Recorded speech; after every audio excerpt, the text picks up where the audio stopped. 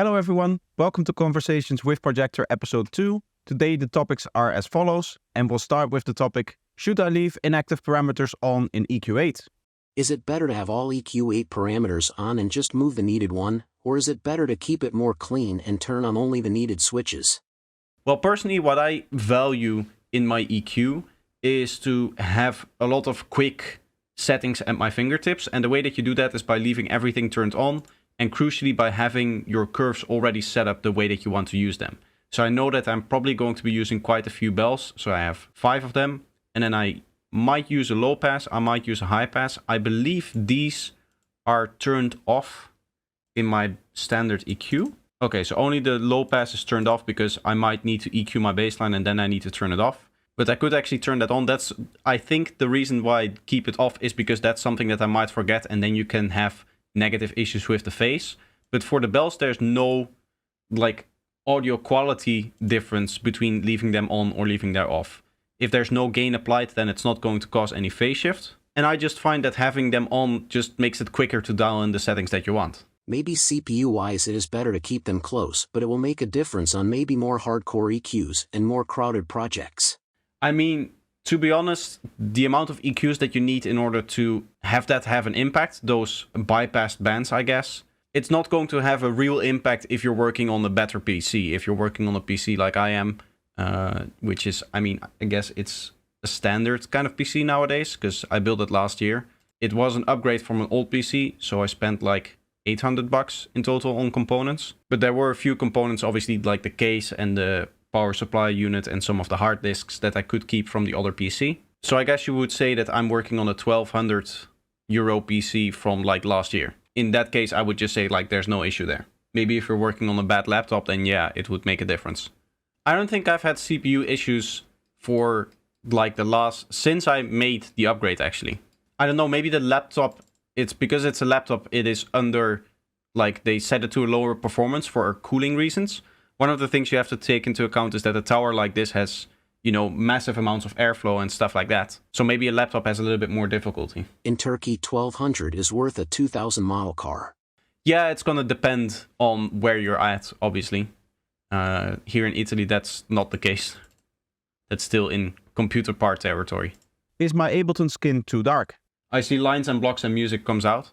I've had a comment today that it's hard to see my skin. I would love to hear what you guys think about it, because maybe I should switch to a little bit of a brighter just configuration of the skin.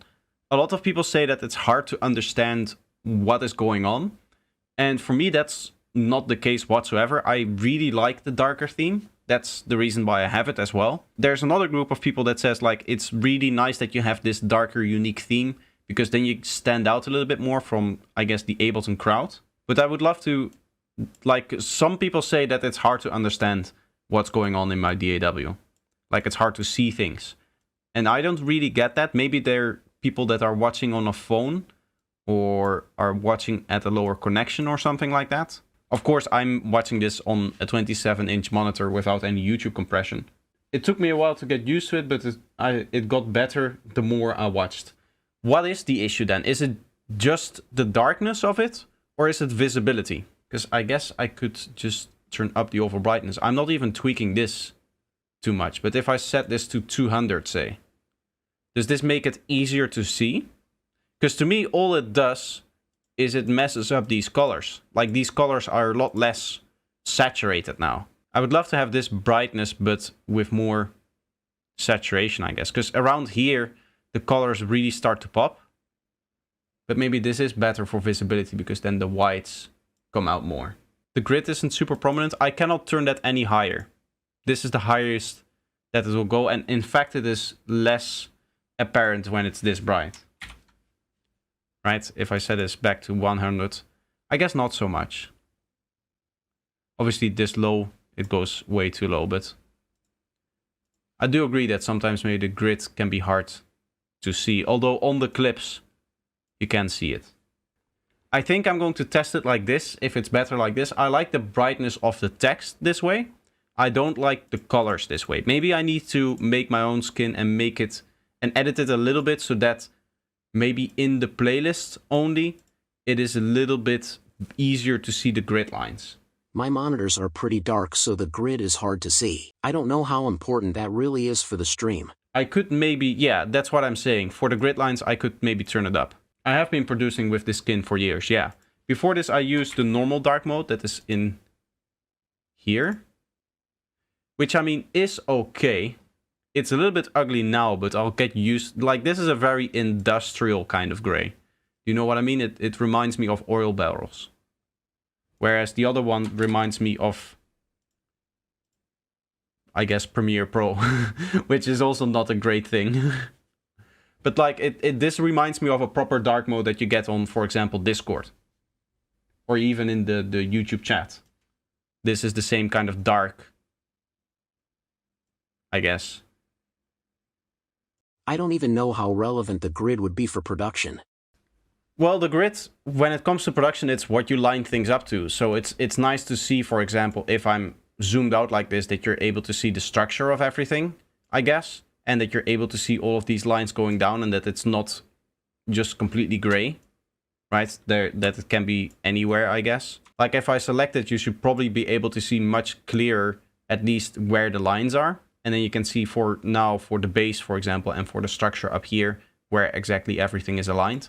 Whereas maybe like this, it's harder to see. But anyway, when it comes to the skin, I'll see what the response will be. I'm going to put this in the second video, I guess, of the conversations video, which is going to be like conversations and recap of my stream.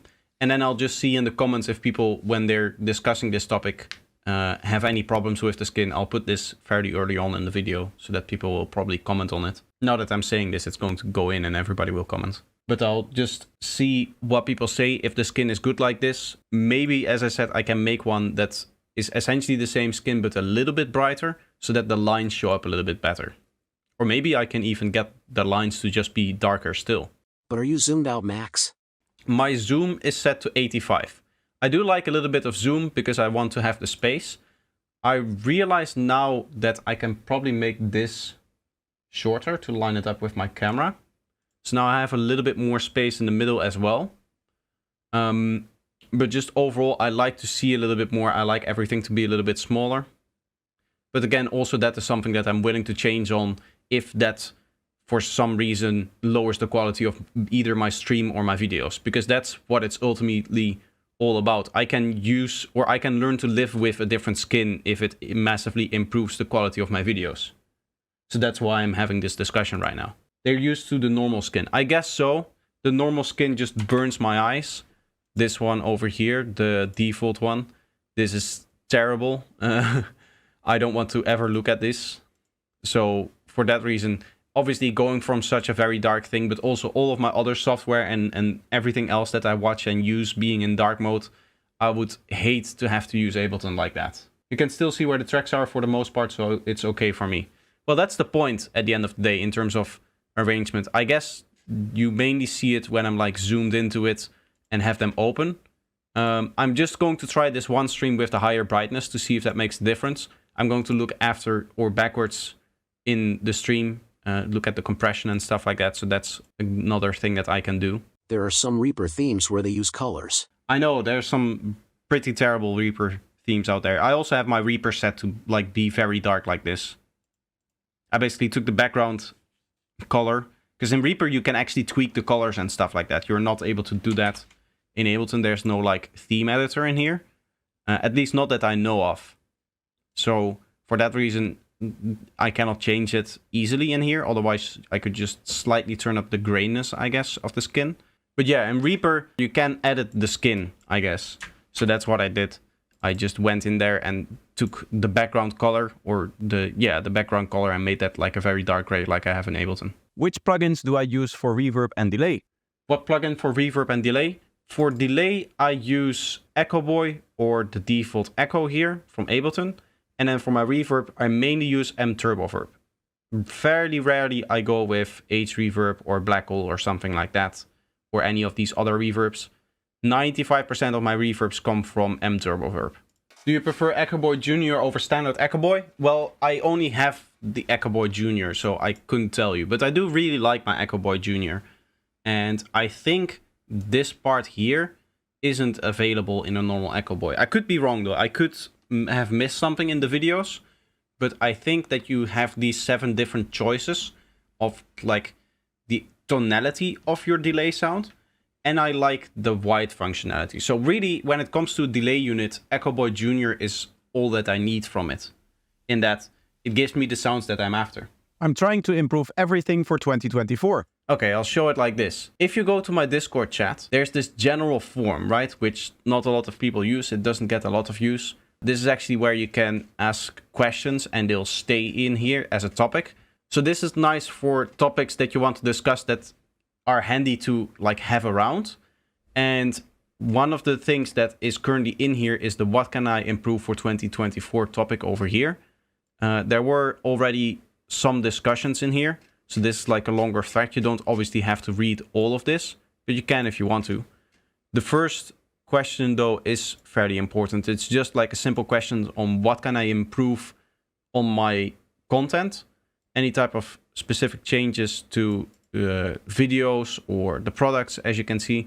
I would love it if you guys would take some time out of your day to write in here, so that I have some things that I can mark down. There's already a few things that I'm doing, like getting my content on TikTok and Instagram Reels, for example, so that I'm just more out there. But now is for me the time that I need to, again, reevaluate some of the things that I'm doing. And it's also going to consider stuff like how I'm editing my videos, what kind of content I'm producing. I'm currently working on the new conversations, like the stream recap thing. So that's one of the things that I'm considering an improvement on my content, is just getting you guys to see more of my stream. So hopefully more people will tune into the stream as well if it's happening. Because I think having the videos of the stream up there on my channel is a nice way to just advertise my stream a little bit. But if there's anything that you can think of that I should improve, then you can write it down right here. Also, for the conversations, there's a new topic list here, or topic chat in the stream section, where you can also write different conversation topics that you want. You can suggest anything for me to look at and I will do so, and maybe I'll even prepare a little bit. If there's a very interesting topic, I'll do some research before the stream and then I can actually talk about it at length. But hopefully that's a way that I can just improve the quality of the stream as well for you guys watching, so that I have some things prepared in advance that are interesting, that we can discuss, that we can talk about, and we just have some interesting conversations that way. I know nothing about music theory. How good are you at writing melodies? I'm terrible at writing melodies. That's the reason why I'm doing psy-trance, because it requires minimal melody work. Have you seen Scalar 2? Would you use it? I would use something like that if I were making any other genre that doesn't require too much music theory. Like, I can get by with the things that I'm doing now in psy-trance with just my simple knowledge. But it's not something that I would, for example, use for making videos or tutorials, because I'm not very confident that I can explain well what I'm doing and what my thought process is. I guess one of the reasons why I make a lot of sound design tutorials and technical tutorials is because that's the thing that I really seem to get inside of psy-trance, and that's the thing that really interests me, and that's the thing that I'm really good at. Like, there is some melodies in here, for example, let's say this stuff here. And in this case, I did something cool with the pitch, which actually may become a video later. But this is essentially a static patch. So what I'm doing is I'm generating the melody in static, and then I have a half copy of the melody as well. So this is just like the first half of the sequence that it switches to.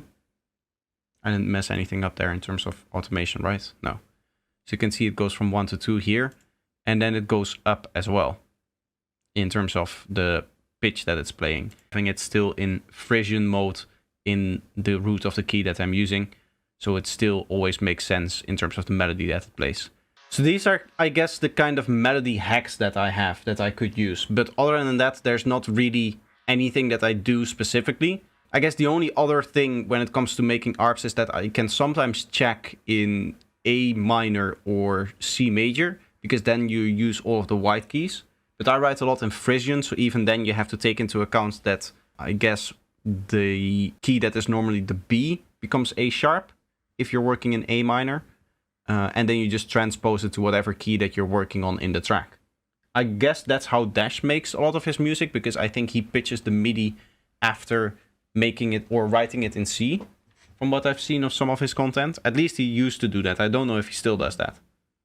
Another improvement I'm going to make to my stream. Her stream is pretty decent already. I don't even make psy-trance, but somehow I'm here regularly. One of the things that I'm going to improve on my stream is that I'm going to purchase one of those 6-key stream decks, so that it can easily switch to full screen mode and to the pause screen and to the intro screen and to the outro screen.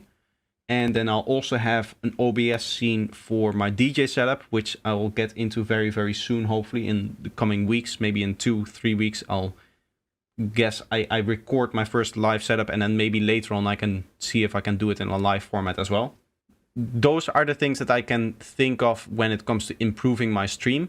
And maybe one of the things that I can consider is moving the face cam from the position that it's in now to up top here. Although there's some fairly important things happening up here as well. Right, there's not really a place that I can put my face cam inside of Ableton that it wouldn't at some point be in the way. I used to work with the groove pool open, which you guys cannot even see. And the only reason why I would have that is so that I would have a reminder that's like, there's your face cam. That's where your face cam roughly is. But even nowadays, I just don't use it. And sometimes I'll be in here looking for samples like this. And you guys wouldn't be able to see exactly which one I pick, for example. So there's always small considerations. That's what I'm saying. There's always small considerations on what I can actually improve here. It's mainly about interaction. Most other music production streams have a lot of delay, and the producers are too busy tweaking to read chat. I'm also kind of guilty of that, in that I get lost in the sounds, like here and when I was making this other sound as well. But at some point you just get better in that, and now I know at least like every 5 minutes I have to look over at least to just read the chat. My secret tea tutorial. So you're going to make a secret tea recipe video? That's a longer term project, yeah. That's something that I would do in maybe a month or two, something like that. I have some other things. I have a big announcement coming Sunday on another thing. So there's some other things that I need to focus on first. Friday, I have my monitors coming, hopefully. I just got told that the order has been shipped for my monitors and audio interface. So I have to obviously attend to that as well. Nostalgia and how my music career started. Do you miss your teenage years? Are you nostalgic in general? I think partially I answered this on the last stream that I did. On the last high-tech stream that I did. In the sense that in the last high-tech stream I talked about not having any memorabilia. And that not being a big issue for me. I think it's the same way with like nostalgics. One of the reasons I guess I see that is because I see not just in like music production or in the skill that I'm training from day to day, but also just in life in general, I'm getting better at things. And I think that's one thing that I appreciate more than the past. There are obviously some things that I miss and that I would like to have back. Just, I guess, one of the things is the fact that back in the day, it used to be just all for fun. I would say like you didn't have a lot of responsibilities, and now there's a lot more things just going on in your life. You know, trying to live on your own, all of that stuff. There's just a lot more things that come with that. But to finally answer the point then of Shadow Rage, I'm not really nostalgic for anything like in particularly hard, I would say. There's not something that I'm actively missing, including my teenage years. I guess one of the things that contributes to that is that for the first part of my teenage years, back when I still lived in the Netherlands, for a large part of that I got bullied quite a lot at school. And it's actually the reason why I started music production. This is a funny story. This actually happened. I used to have these kind of headphones when I was going to school. So these over-the-ear, fairly big headphones. And for that reason, people would call me the DJ. Like, as a thing that they did. But this was after I was getting bullied. So from year 1 to year 3, I got bullied on, I guess that would be middle school in Netherlands. But in the 4th year, there were 2 guys that it wasn't really bullying, but they weren't friends either. They were just like classmates, and we would just have interactions as in, hey, how are you doing? Nice. How are you? Nice. And that would be it. And the other thing that they would constantly say to me is like, hey, you're a DJ, or are you the DJ? Or they would call me the DJ, kind of just like jokingly, not really bullying me anymore, because that stuff stopped at that point. But the reason why I started making music is I was cycling home one day and I was just like, wouldn't it be fun if one day I would surprise them with actually having written a song, having made some electronic music?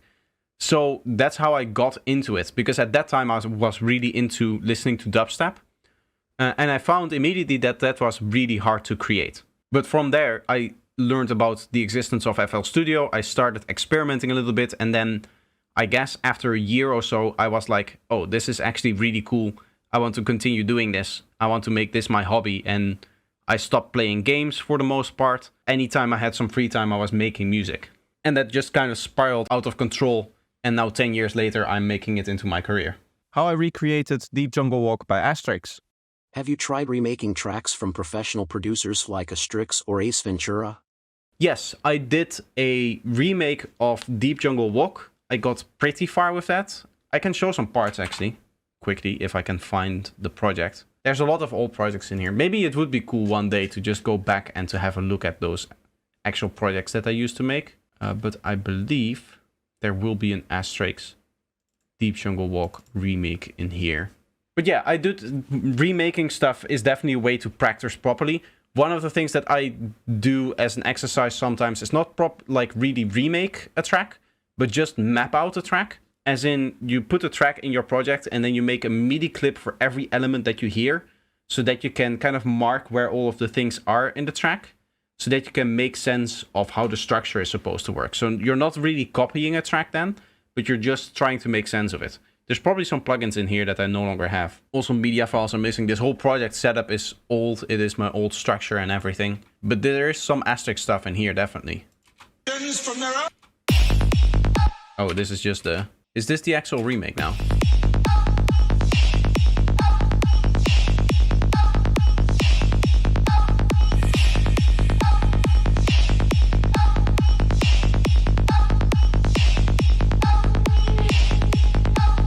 That's very close. That's scarily close.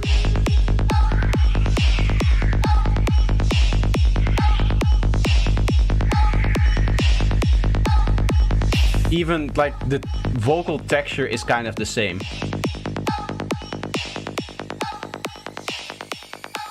They fill you with false hopes. They speak visions from their own mind. I mean, the kick is not very good, but the rest is kind of there.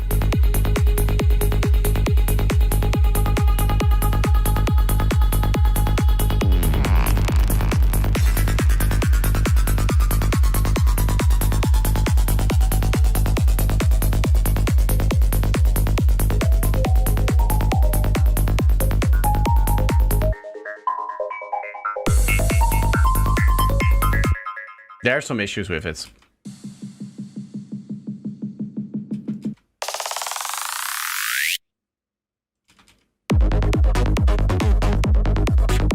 I think I made a tutorial on this synth here. Here all of the modulations were done properly and all of the melody stuff and stuff like that. This took a long time. The only thing that I used, were the vocals.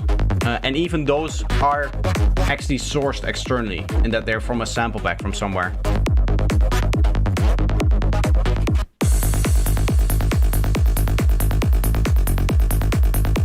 I don't like the kick, but the bass line is very close.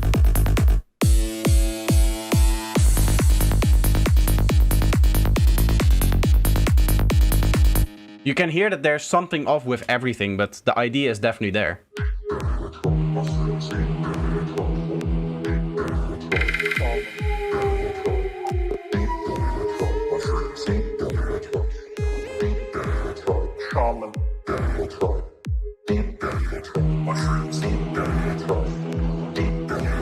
Deep Jungle Walk is the song name, yes.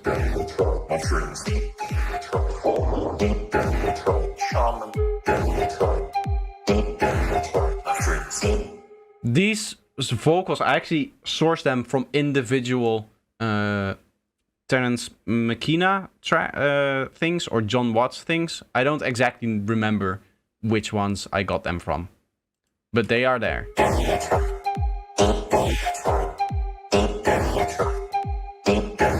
You can hear that there's some with a lot of noise in there and stuff like that.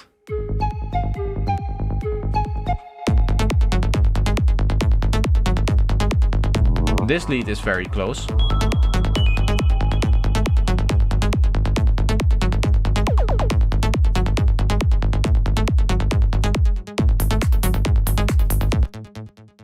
Kind of funny that I got so close with a lot of these elements. I think the intro is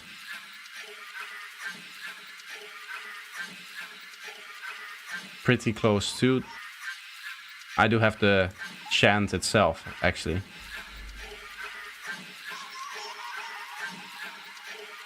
So very close, actually, I got.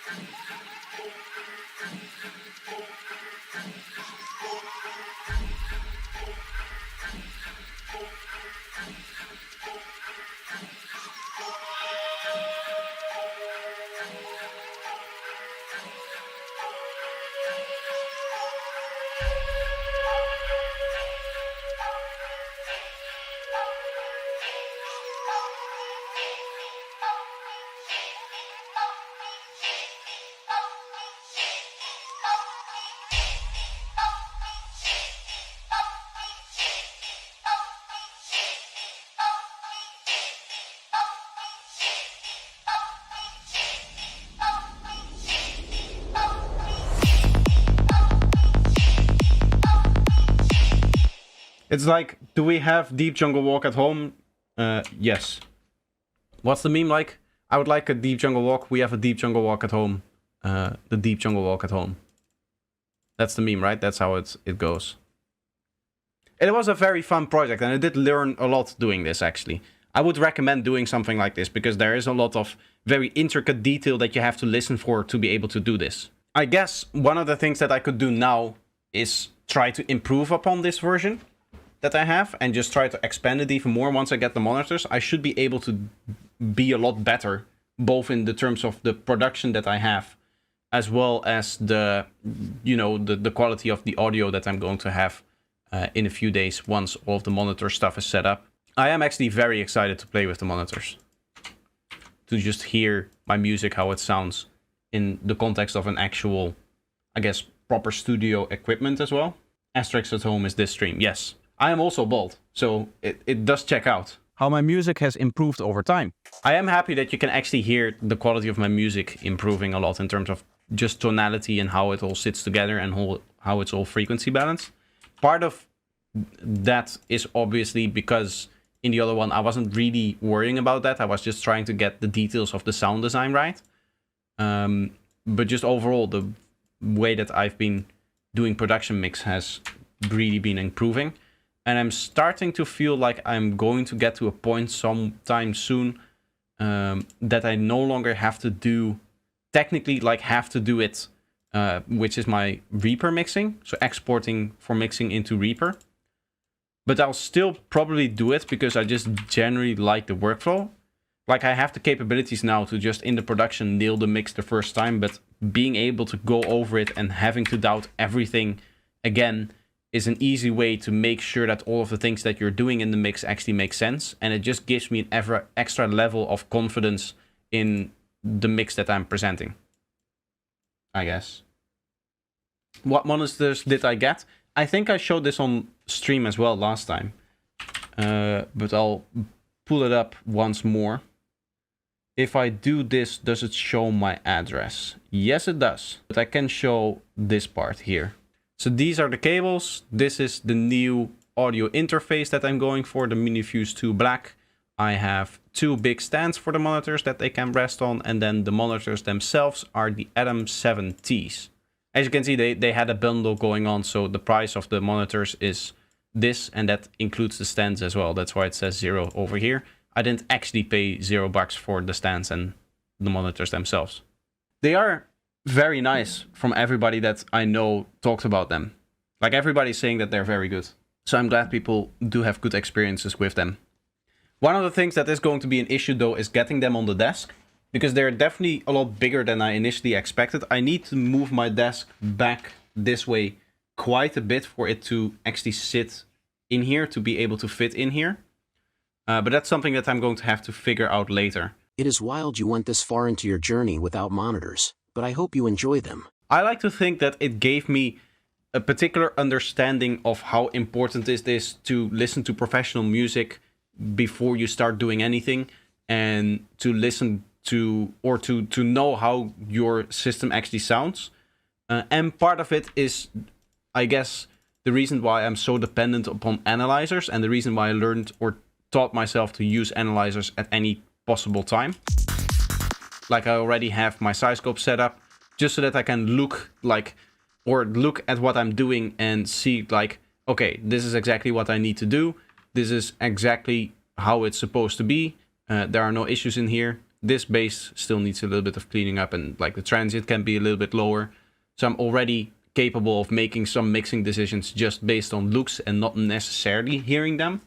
And that's another way to kind of train your ears in order to be able to detect those kind of things later on when you actually do get the proper gear and you're able to actually hear those things. Because on my speakers, there's just a bunch of things that I cannot hear. Even the difference between the speakers and the headphones is huge. Not just in terms of the balance sounding different, like the spectrum sounding different, but also the amount of details that you hear. Aren't they too big for your desk? I kind of consider that right after I purchased them, like how big they actually are. One of the things I need to do is move my microphone, which is currently clamped where the right monitor is going to be, and move it so that it clamps to the front of my desk, which I think might be a tad bit annoying. But I don't see any other way to put it other than to the back almost over here, and then it's going to be right in front of this monitor. So either I'm blocking off one, or screen, I guess, not monitor, because now I will have actual monitors. But it will be on right in front of this screen. And I'd rather block this screen over here, because there's less important stuff usually on that screen. It is going to be a bit of a hassle getting everything set up the way that it actually needs to be, including moving the desk backwards with all of the things on there. I don't do phase alignment anymore. Psy-trance is all about perfect kick and bass phase alignment. I don't do phase alignment anymore. I have transcended phase alignment with the patch that I have now, and I've done for quite a while actually. I think almost a year that I haven't done proper phase alignment how you would normally do it. Because I separate the sub bass and I just don't play the sub bass when it's over here. So you can see I get a very small waveform out here. And part of the reason is because there's no sub bass in there.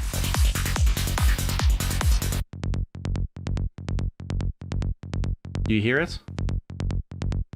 It's maybe a bit hard to hear, but only on the offbeat do I have sub bass coming from my bass line actually. Why I won't get acoustic treatment anytime soon. Yeah, the next step would be acoustics, but that's not going to happen in this apartment. If I'm going to do proper acoustic treatment, I'm going to do that in a place where I plan to stay a little bit more permanently. Because right now, the place that I'm staying, I'm probably going to stay for another half a year and then I'm going to move again. Maybe I'll tag another year onto the contract after that, if I cannot find the proper place to work. But I'm definitely not going to be doing any like modifications here to the apartment. I would do that if I had an apartment where I would say like, okay, yeah, here I can see myself living for the next 5, 6, 7 years, something like that. Would I teach my kids psy-trance production? Do you imagine teaching your kids psy-trance techniques? If you do plan to have any, of course. I would have, if I were to have kids, I would like them to be like musically busy, that they do something with music. I wouldn't force it upon them, like they have to choose their own passion at the end of the day, but I would try from an early age to expose them to music and maybe even to music creation. I know that there's a couple ideas out there for synths for kids, basically, some synths that they can play with. So I would do that. If they are interested in music production, I will always help them try to make something. I think I would also try to expose them to psy-trance in specifically, but not just by producing it or teaching them how to produce it, but by actually getting them to a festival at a young age. There are a few people that do that. Obviously, you're going to go to a festival at that point for a different way, for a different reason. And I assume that I would, for example, do that. Say that in 10 years, I have some notoriety. I have played a couple of festivals and I'm able to go backstage, you know, escape the crowd, kind of. So that then my children could have a little bit of a safe place to be. But I would like to, when they're a couple of years old, you know, a place where they can maybe, I don't know, dance on stage or something like that. You sometimes see that at Boom festivals, if you look into those full life movie sets that they make, that there's a bunch of kids dancing on the stage. And I always assume that those are the kids of the organizers and the DJ who is playing and whoever. So I guess I would join them and also have my kids do that. Beginner production struggles. So Cosmo had a discussion with a few others in the chat about beginner stuff and him not knowing that his kick should be a mono. I think the first thing that you need to know when it comes to music production is that your first track is going to be shit. And your second track is also going to be shit, but you're going to recognize that it's a little bit less shit. And then the third track is still going to be shit, but you recognize it's, oh, this one is even slightly better than that. And slowly you're going to build that up over the course of maybe 20, 30 tracks, maybe even more. It depends on how fast of a learner you are. It depends on how much time you spend practicing in between productions. It depends on how good you are at recognizing the patterns of production. It depends on how good you are training your ears. There's a lot of small skills that turn out to be big skills that you actually need. As I said, like the ear training and stuff like that. But yeah, just like Crazy Joker says, you should definitely do things like join the Discord and ask for feedback on your tracks and stuff like that. That's one of the ways that you're going to be able to improve it.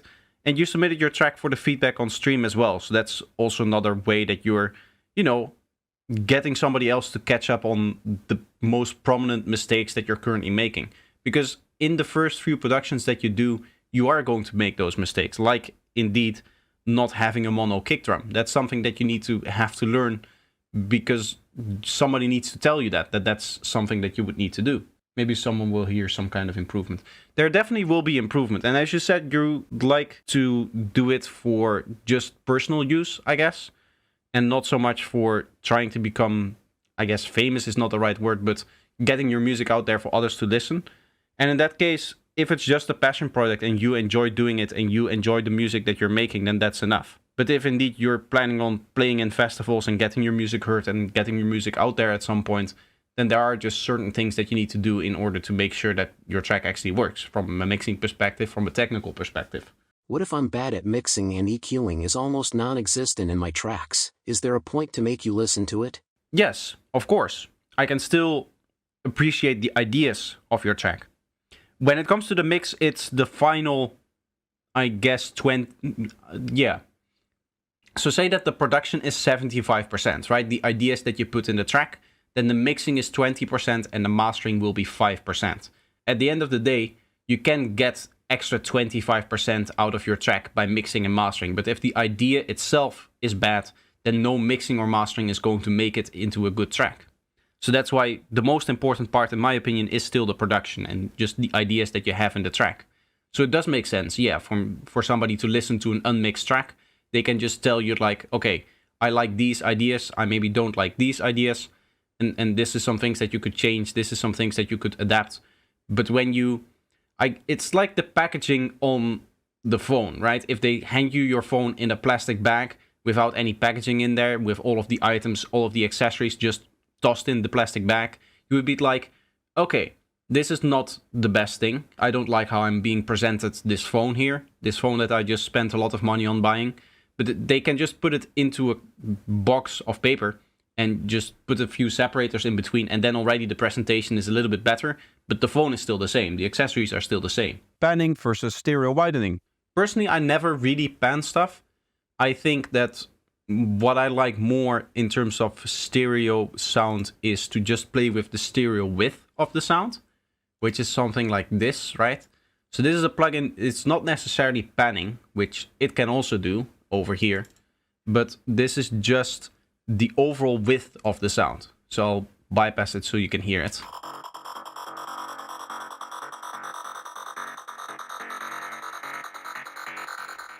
You would need to have headphones on to hear that though, but if you go back into the replay of the stream, or if you're later in the video, if you're watching this, you can hear it on headphones, how it goes from the center to more towards the side of your head almost. You just perceive where the sound is coming from differently, even though it's not going left or right necessarily, because panning is this, right?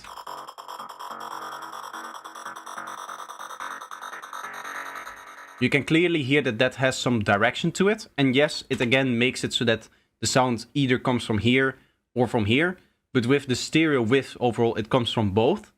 Or it comes from the middle of your head. And that's the difference that you hear.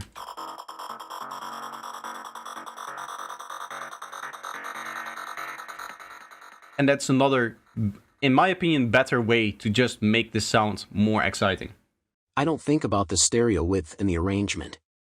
That's not something you would necessarily think about in the arrangement. It's just something that you think about when you're adding like individual sounds. So I know that I want this sound over here, for example, these two. So I know that I need to do some stereo work because I know that the kick and bass are going to be in here and I want those to take up the mono space a little bit more. That's not necessarily something that I know about arrangement in the sense that it's not about the actual structure of the track. It's just what elements am I competing in and where do I have the space to put this.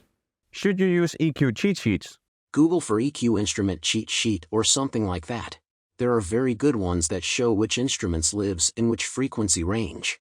Personally, Joker, I would recommend against doing something like that because it depends very much on the particular instrument that you're working with. And it is good to be able to just train yourself. Like as a long-term strategy, it makes more sense to train yourself to hear what a specific element should do as opposed to just relying on a cheat sheet. I always imagine, like when it comes to how I should learn something, how I should learn a particular skill about mixing, is I imagine myself being in the studio with a famous artist who has no idea who I am, and I'm their mixing engineer. If I were that famous artist and they would see me pull up a cheat sheet for the instrument placement, they wouldn't be really confident in my ability to do the things that I need to do. So in that same vein, I would ask myself, like, if I have to use a cheat sheet, why would I be confident in my abilities to mix? To me, it looks like if you're using sheets like that, that you aren't confident in your mixing abilities. And one of the things that you really need when you're doing anything creative is just being confident in what you're doing, being confident in yourself. My glitchy sound design philosophy. When I'm trying to remake songs that I like, I struggle with recreating glitch effects and one-shots. Do you have a system for doing so? Not really a system. Over the years, I've built up different techniques, obviously, that allow me to do different things and get like different results. And I just know what kind of result I'm going to get from what different process. And that's just how you learn sound design. When it comes to glitch stuff, be prepared to not get the exact same sound that you're after. In fact, I would discourage trying to go for that because it is really hard to actually get close in terms of all of the randomness that is involved in a glitchy effect, right? So in that case, I would just personally not really care about the exact kind of glitch that I'm going for, but just trying to see if I can get the ideas to work. Bass melodies. Is it weird to do an entire melody with just the bass? Like different variations? To be honest, melodies are very hard, but putting plugins on bass is so much fun. Well, when it comes to plugins on the bass line or even melodies, it's not something that I experiment with too much. As you can see, there's no melody in here whatsoever. It's just root note. And I kind of like that in terms of the feeling that it gets. Sometimes I will do a melody because it is needed. And I might end up doing melodies in sections like this and this, where the energy is very high and it can definitely help with adding extra interest to the track. But for example, over here, I did have a melody at some point in this part here, and it just didn't really fit with the elements that are sitting on top. The thing is not so much the difficulty of just making the melody itself, it is fitting everything else in the track around that melody. That is what makes it really hard. Of course, it's going to differ a little bit from producer to producer and from track to track. If you're doing something very glitchy, very like psychedelic, I would say, in terms of your sound design, something like this, right? You can put any melody under that and it should probably still sound good on the different melodies that you're using. Just the combination of that kind of sequence with any bass melody that you're using will probably sound good, as long as the bass melody itself makes sense. When it comes to putting plugins on my bassline, I wouldn't do that too much, because that's a recipe for taking something that is clean, taking a clean bassline and just destroying it extremely, right? And that's why I have scope. That's why I check those kind of things usually. And that's why I also recommend either patches that are clean by nature, like the serum patch that I have here, or resampling your bassline. A little improvement I want for Ableton. One day I'm going to find myself a system that I can toggle this on and off with the keyboard. But as long as I don't use any other macros, I probably won't. But this is one of those buttons you always have to look for it, reach over before you use it. It's for those that don't know, this is so that you can lock automation, so that you could move a clip without moving the automation. It's super helpful that that option exists. And I use it all the time, but it's always a hassle between having it on and off. It would be much nicer if you could just like hold control and it would be able to do that. But I don't think, yeah, you cannot do that. At least I don't think that there's any shortcut, because Shift is for off the grid or Alt is for off the grid. Maybe Shift, is it? No. It would be nice if Shift would be like temporary, as if the button is on or as if the button is off, depending on what mode you're initially on. Like it temporarily toggles it as long as you hold it and you're dragging something. Or copying something maybe. Can't you map a key to it? To this knob here? I think I can. But that's not the functionality that I want. I would like to have an inverting functionality so that I can just do that immediately. How to overcome a mental block when writing music. Would you tell someone to try to overcome a mental block or go with what works in the moment?